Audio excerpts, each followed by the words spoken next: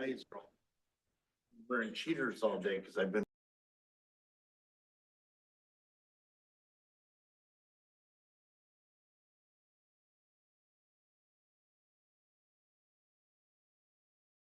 Well, let's call the meeting to order.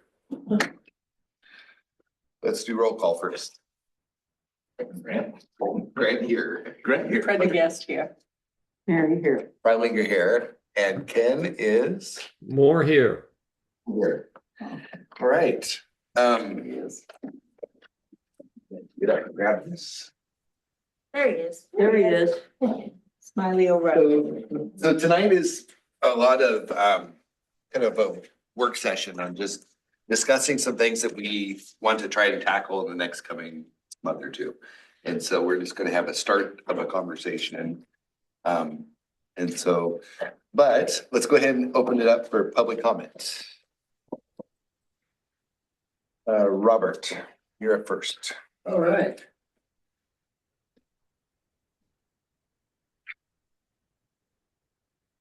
Well, thank you, everybody, for being here. I know it's a thankless job, but somebody has to do it. And you guys volunteered, so. In any case, my name is Robert Davis. I live at 212 North Maple Street. I have a couple of comments that I'm sure Patty Perrin is going to follow up with. But it would be item 3, new construction guidelines. It's a comment about the materials used for new construction. And I can see the use of materials such as wood. I can't see fiber cement siding, which is hardy plank. I don't think we have any hardy plank in our city at all. The whole new neighborhood that I live in is Yeah. all hardy plank. Yeah. Yes, the houses are. Yeah. Yeah. And Yeah. downtown. Oh, this is the downtown. Yeah. But this is the downtown. Yeah. We don't want our downtown looking like our residential area. We want our downtown looking like our downtown does, or should. And so, and as far as brick goes or stone, I couldn't see another gas station. I can't see that kind of stone being used for a complete building in our city. To me, that's going backwards. That's not what we're all about. Yes? This is the list provided from the Economic Development Committee. Yes, yeah, I know, but I don't have a lot to say in that either, so. I just figured I'd make my comment here. I have, under Title 10 zoning accessory structures.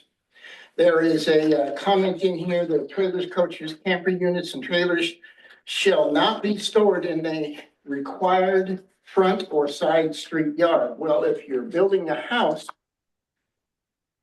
you're gonna have it in the front of the house while you're building your home. I mean, either that or you're gonna have it on the side. You're certainly not gonna have it on the back in your backyard behind your house where you would have to actually pull it out from behind your house after it's built. So I find that a little bit ambiguous. Plus, there is a existing ordinance for the city of Yamhill regarding trailers, coaches, camper units, and the like already in your city ordinance. So you might want to also look at that aspect. All right, so real quick, your first comment was regarding 10.72, is that right? Yeah, I'm trying to find it. That is our ordinance. Here's D. It's the last page. First comment under zoning, Yeah. 10.46.070, building structures, and under item 3 on the page that says new construction guidelines, Okay. where it says materials used such as brick, wood, fiber, Oh, cement, no, I was siding. referring to the next comment you had, not the first. And the next comment was Title 10. Right. And which part were you commenting on? I was commenting on Two, I think. chapter 10.72 accessory structures. Okay. And I thank you for your time and your ear. Good to see everybody here. Thank you for coming.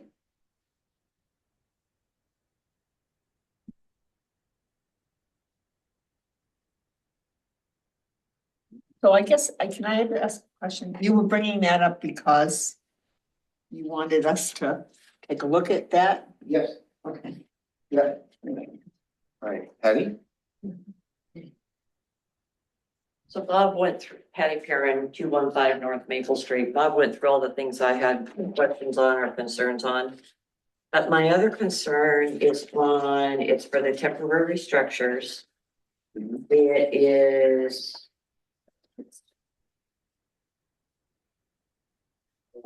1 second here. It's 10.84.030, and it would be for C. Okay. And this is, talking about a permanent RV. And I didn't quite understand where it says chapter 10.128 down toward the middle of it. It says the permit authorizes the city to perform the work set forth in the permit. And I looked at 10.128 to try and see if I could find anything about that, and I couldn't. Because I was unclear as to what work would the city would perform.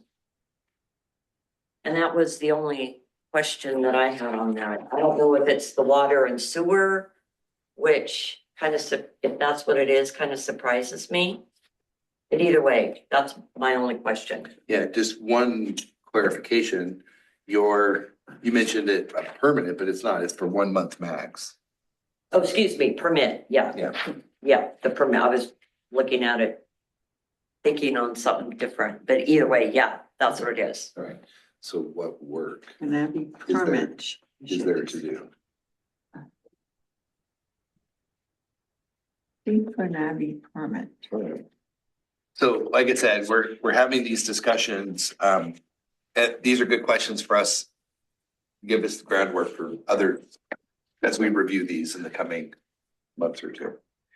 All right, so new business, the ODOT confirmation of intent to fund letter. Walt, did you have anything to say about that? Here we go. Actually, I think it's finally some good news that we actually have our understanding in writing with the state. I got to give a lot of credit to Brandon Williams. I've been working with him for at least about 6 months now. He has been overwhelmed with work. He had to take a leave of absence, and I put him behind. And so he's really been pushing this project for us. So I know we all have feelings about ODOT, but I'd like to thank him publicly for really helping the city moving forward on this. So at this juncture, the next thing we're doing is contract work is being taken care of by the state, and we're going to go ahead and start looking for consultants. So I'm crossing my fingers that we can get something on the ground, at least maybe an early meeting or something like that by the end of June. The other thing too is that they recognize we're starting a little bit late on this one. There's a tacit understanding that if it runs over the next fiscal year, there will be additional funding available to go into the next biennium to finish the project. So I think we're in a pretty secure position right now. I'm just excited to get this thing going. I had one question. So I did notice at least one, maybe two places where I saw traffic counters on the roads. But one was near the school, and I was curious, is it related to this at all? Not that I'm aware of. Brandon hasn't worked with me in terms of consultant selection, and might be some other ODOT project, but no, not related to TSP. Okay, I was just curious because there was the little box on the side of the road and the strip across the road counting cars, it looked like. And I thought, I wonder if that's the new TSP. Okay, well, I guess not. Somebody else was. All right, is there anything else on that agenda item that we need to talk about?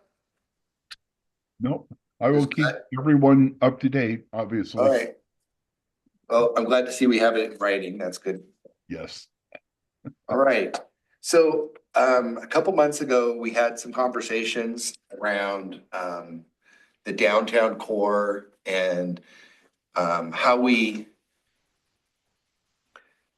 move forward to make sure that the design of new buildings and fits the aesthetic that we want. And my recollection from when the gas station came in is it talked a lot about materials and a very vague, it needs to fit in to it wasn't really well defined. And so I thought it would be good for us to have the conversation of what is it, something a little bit more detailed, more defined. I think at one point, some people mentioned that, like, not that we need to go to the degree that Sisters does, but Sisters actually provides like pictures of, you have to fit one of these looks.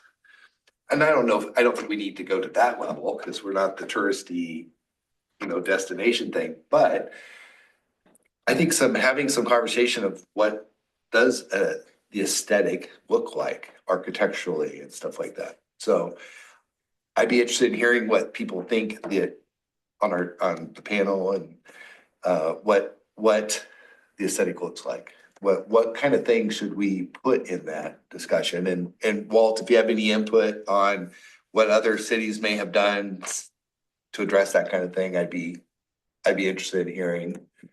So anybody have any thoughts? Well, are you talking about like the facade of the buildings? Yeah. You are. Do we have any place to build new buildings in our downtown area? Do we have any land that new buildings could be built on in our downtown? Well, I think down the road, there's a Okay. potential. Zone changes probably. Yeah. Right, yeah, and. But you're there's not like- talking about trees and that kind of thing. Right, we talked about, trees, and that could be one of them, but even a Yeah. picture of what kind of trees, or how Yeah. big a trees, or what is it we're wanting to do, what does that look like? Yeah, As far as lots go, there's the old car dealership right here, and the red building next to it, there's been discussion about that, and so as those if anything moves forward eventually on those Yeah. places, Yeah. I think we want to be in a position where we're prepared. Yeah. And not,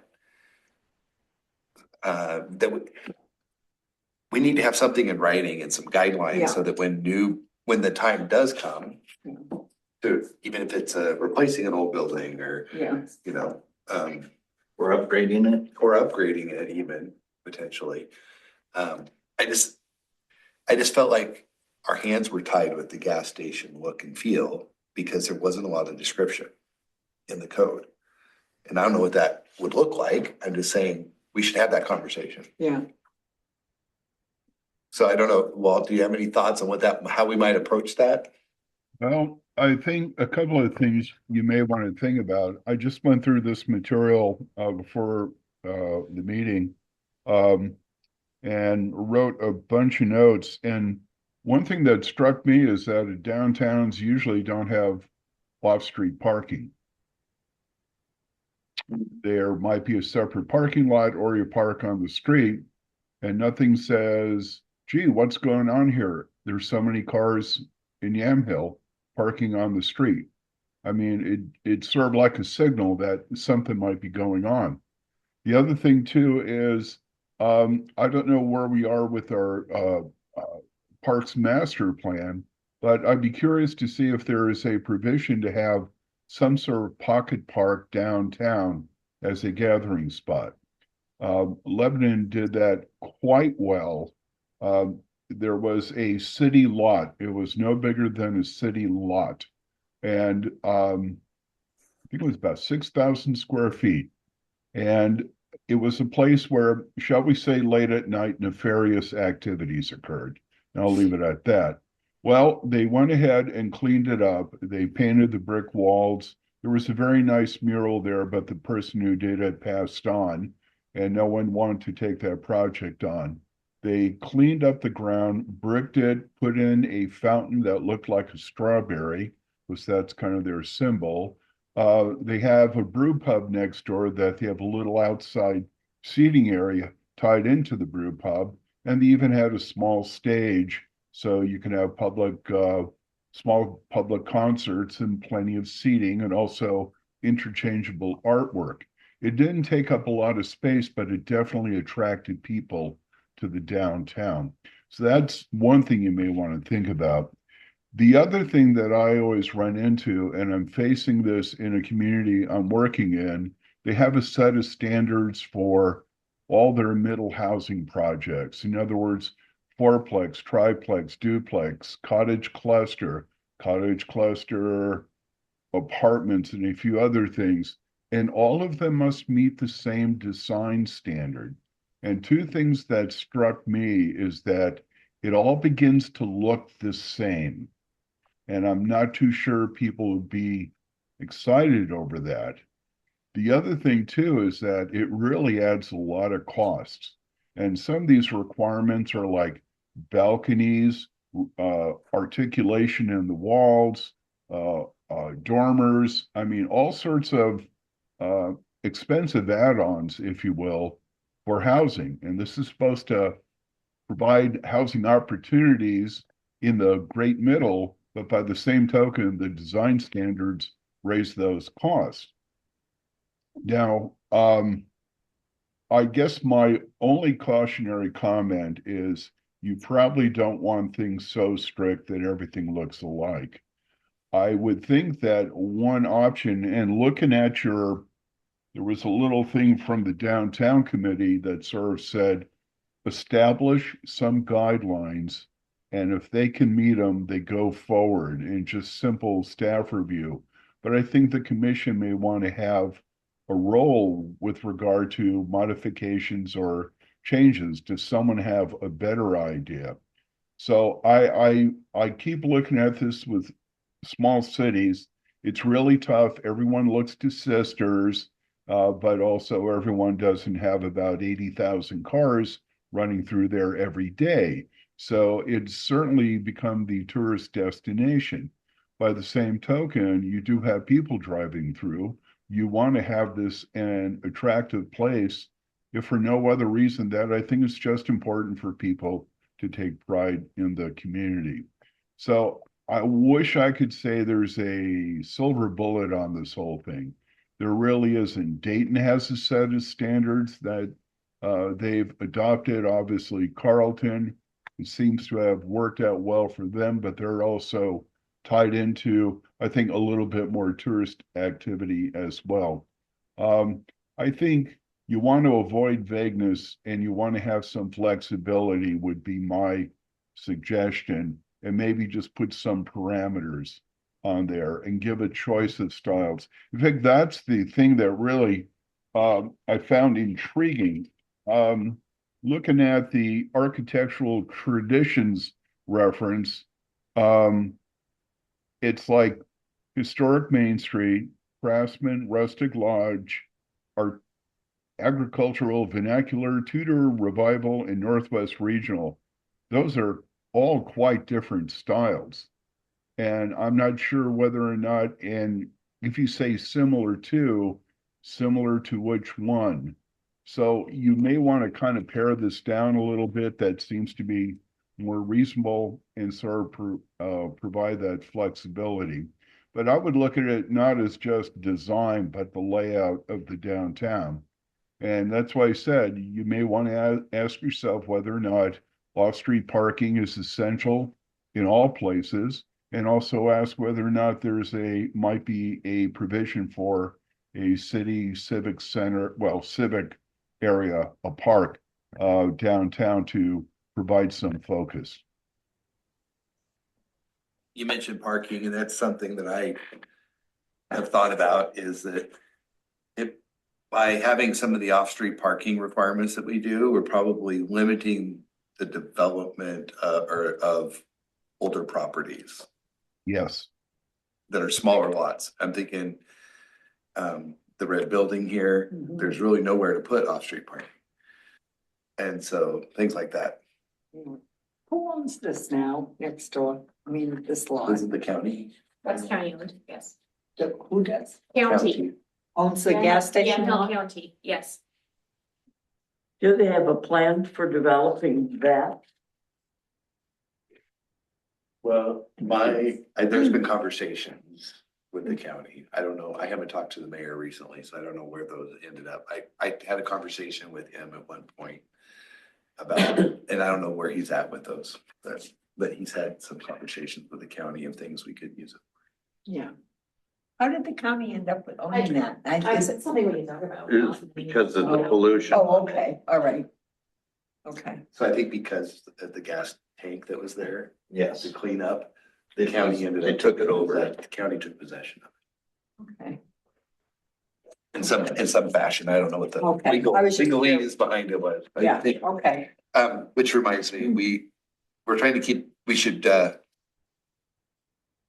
that this situation isn't that big a deal, but as we have the conversations about the designs and the RVs, let's try to keep it from calling out specific residences and individuals. Let's talk in generalities. Okay. That's probably something we should do.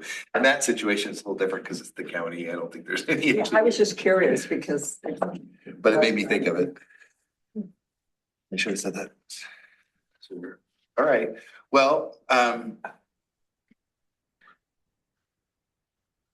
don't know, I guess it would help me to see some examples, and I don't know if we could easily get some of those just to see. I agree, I don't think it should be we don't want to be so restrictive that we keep people from wanting to come here.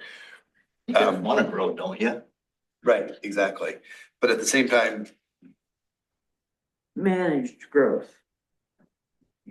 yeah, but I think we need to be flexible enough to allow some variation. We don't wanna chase away, Potential, well, yeah, potential taxpayers earning the city money. And you need support for the community. And you also need, what do you call, like now you got 2 gas stations, so you got competition, which is nice. Because then you're not being held hostage by one. we have options. I mean, Yeah, and we have a couple, empty storefronts that somebody might move into and want to rehabilitate them or whatever, and we don't want them to come in and, we've had conversations about not wanting, what was the term that was used? look like, I don't want to say it. I can't remember the. Chain stores or whatever. Yeah, there was some word we used when talking about like Dollar Gen, formula business. We don't necessarily want a formula business coming in here and, McDonald's bright colors and all that kind of stuff. So obviously that would probably not meet our existing code, but along those lines, that's what I want to have a conversation about. What is the look? What is it about? So there's been some angst over the gas station. So what's the angst? What's the where does that lie? What made it not fit? So that's my question. And I guess I'm looking for input from everybody, but if you're not ready to have that conversation, I'd like to have that next month so we can bring some ideas. And I don't know if Walt, if you could like pull Dayton's or something, I don't know.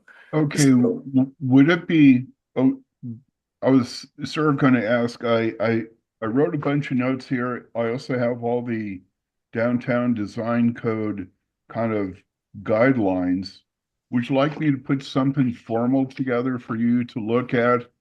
And again, just to be sure that the mayor and council are okay with moving forward. I think Angela can probably check into that, or Ken. Yeah, but I can do that. It wouldn't be that difficult. Provide a few examples and maybe look at some options. It's simple to talk about it, but it's always nice to look at something. What do you think of this? Yeah, and I think part of it is we don't even have ideas of what it could look like, what those standards might be. Well, we've got just small, the businesses that we have available out there, just small, 1 room, 2 room available on the streets on that. So that would only attract a certain business anyway. Yeah. So, Do we want somebody that's gonna take over those places to come in with their design or what they want their storefront to look like, and then we approve it? Or do we want the guidelines first set in place that they have to kind of? I'd like to have I think we should have some level of guidelines so that when they come in with their design, That there's, they know what, yeah, That isn't gonna break the bank, right. like a certain era design. Maybe, yeah, it could be era, it could be, I mean, I don't know, yeah, there's a lot of different ways to slice and dice aesthetic. And I think part of the struggle we have here in our town is we have a variety of buildings. There's not really one single building that you could look at and say, oh, that's the look. yeah. You know? Well, like Carlton has the brick, you know, a couple. Yeah, they have buildings lots of right in- brick, Yeah, yeah. yeah. And you know, what, maybe it's that we don't have that look now, but what is it That we want it to. 20, look 30 like. years from Yeah. now, we want it to look like? Yeah. You know, as a town. And we need thinking that far ahead, you know? It just seems like something we ought to have that conversation because you never know when another business is going to want to come in. For all we know, you know, and one of these older buildings along Main Street could get sold and somebody wants to tear it down and bring something in. Yeah. And if that happens, we want to have some say in what it looks like. Yeah. So, and that's how, I'm just trying to have that conversation. I don't even totally know where to start. So, okay. The second agenda topic came up 2 months ago when we met last. I had questions about RVs and temporary / not temporary structures in town. And so I'm interested in having us have a reviewing of that section of code and make sure that it's either stringent enough to handle what we want it to. Yeah, that's basically it. And I don't know so Angie's provided the temporary structures code for us and the accessory structures section. And you know, so here's my struggle with this on my personal level. I'm a pretty live and let live person when it comes to people's independence. Yeah. But at the same time, it needs to be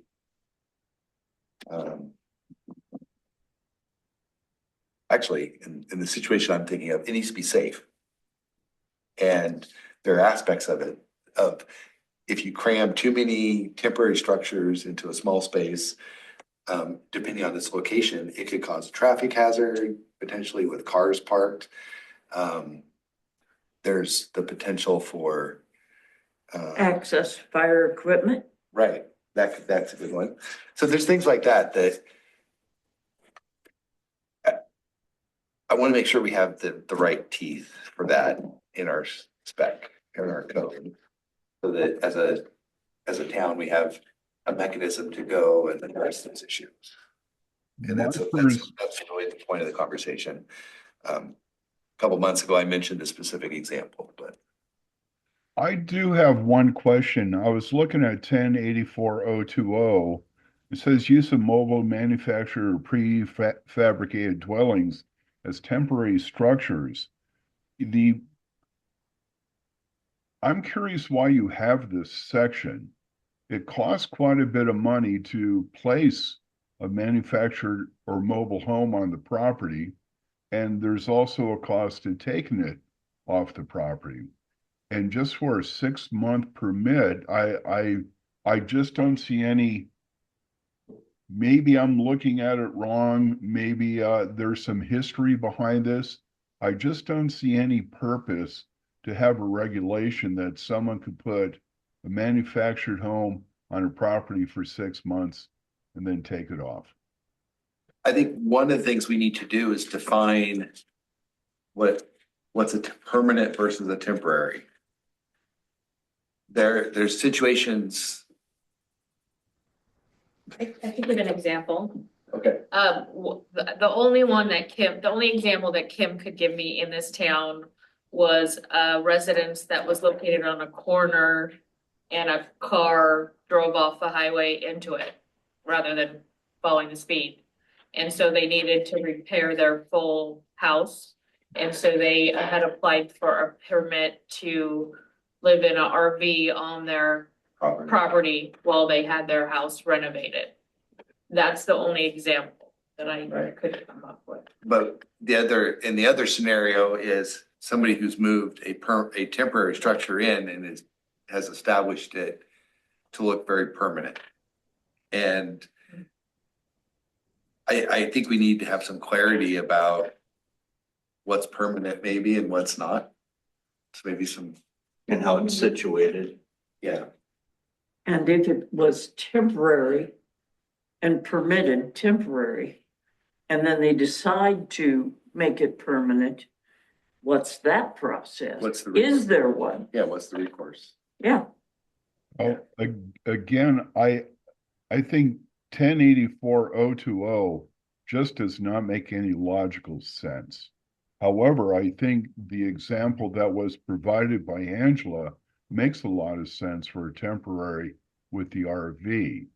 And I definitely, at least certainly consider that. Couple little things that would need to be changed. For example, fees are always established by resolution and not in the code. This is just some nitpicky details on my part, but I think those sort of permits can be handled by staff. And then if there's any issue going forward, reviewed by the city council instead of having the council involved with that.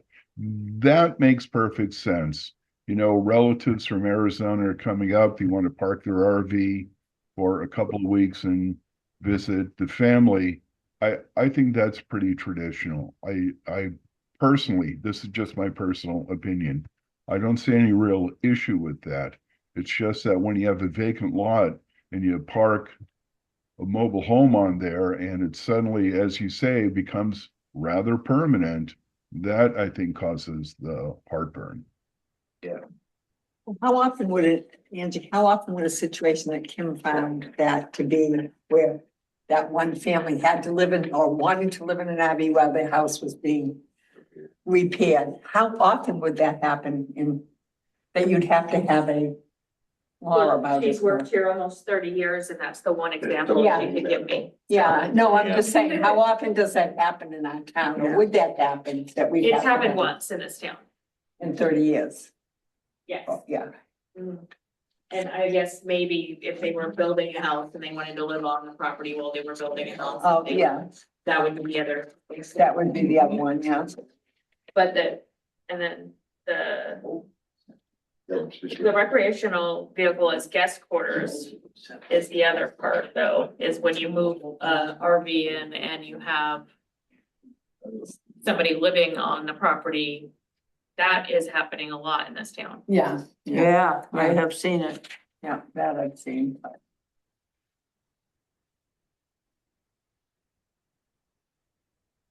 How do you handle something like that? They would have a time limit that they could stay there? I mean, I saw that. It's a 30 It's day. spelled out 30 days. 30 days. Yeah.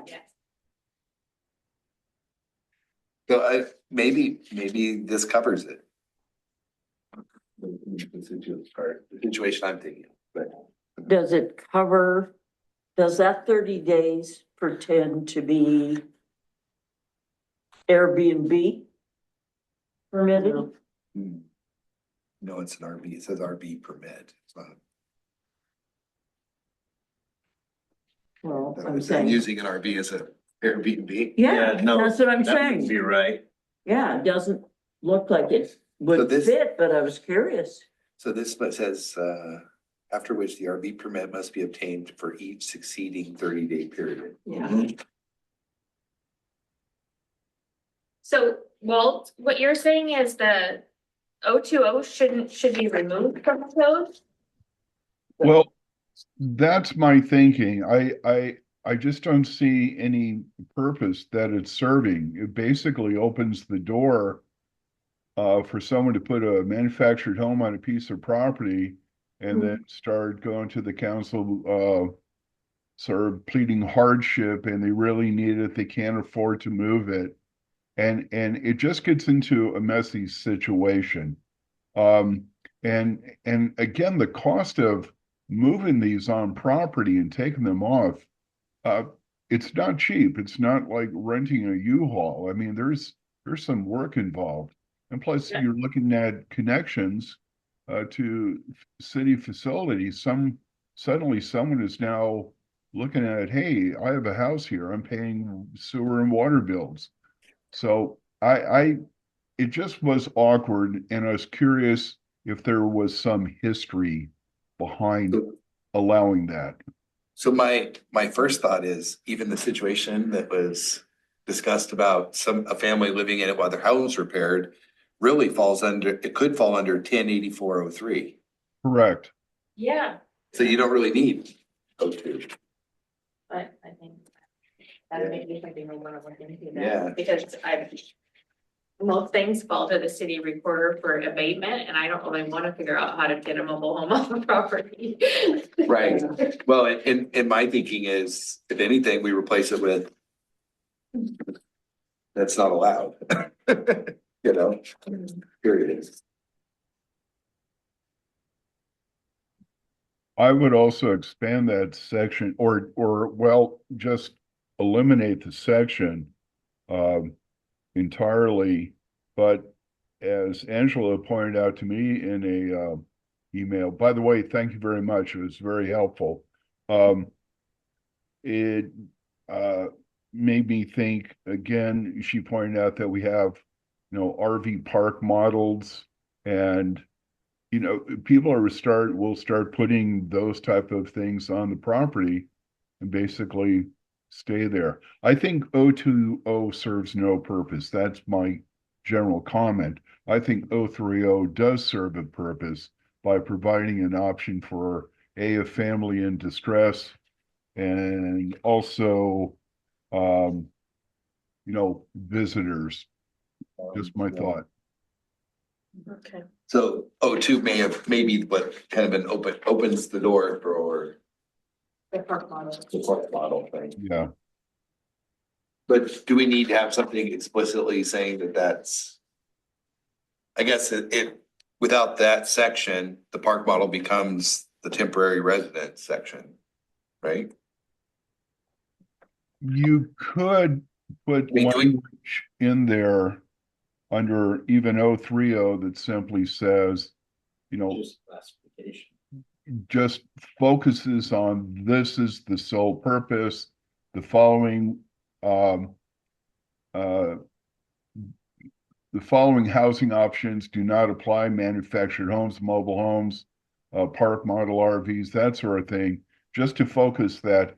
Again, if you need to park an RV because the house needs to be repaired or relatives are visiting, you have that option.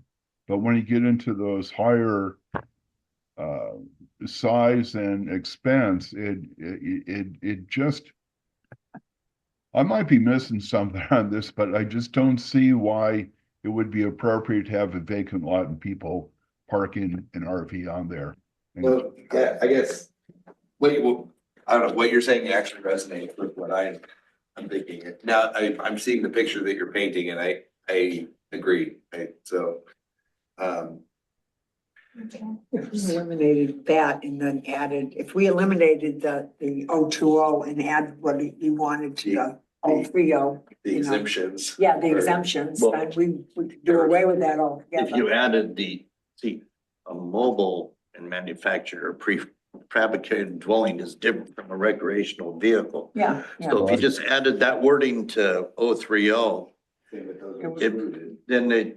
then you wouldn't need O20. Yeah. You can, So in order to, I guess, Walt, I'd be interested in that. I guess we probably need to run it by the city council to make that change, or propose of that.